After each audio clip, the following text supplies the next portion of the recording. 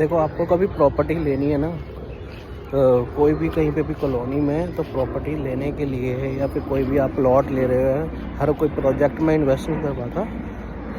तो इसमें ऐसा करना होता है, आपको प्रॉपर्टी की चैन की ओरिजिनल कॉपी आपके पास होनी चाहिए। आपको चेक करनी है सारी चीज़ें, फिर उसके बाद ही आपको कोई फ़ैसला लेना है कि आप प्रॉपर्टी परचेज़ करेंगे कि नहीं करेंगे।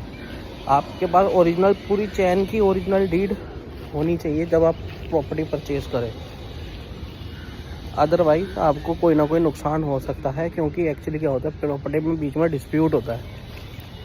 फॉर सपोज़ पिछले जो अब आप परचेज़ करेंगे, पिछले से पिछले चैन में किसी के फादर की डेथ हो गई है और फिर उसके बेटे ने कोई केस डाल रखा है, तो फिर आप उस सिचुएशन में क्या करेंगे? कहीं प्रॉपर्टी कहीं किसी उसमें डिस्प्यूट में ना हो, तो इसलिए कोई भी आप लैंड ले रहे हैं या फ्लोर ले रहे हैं, अपार्टमेंट ले रहे हैं, तो उसकी प्रॉपर्टी की चैन की ओरिजिनल कॉपी सारी मैच करें, अपने वकील को दिखाएं, तभी अपने तभी कोई फ़ैसला ले कि ये प्रॉपर्टी ठीक है।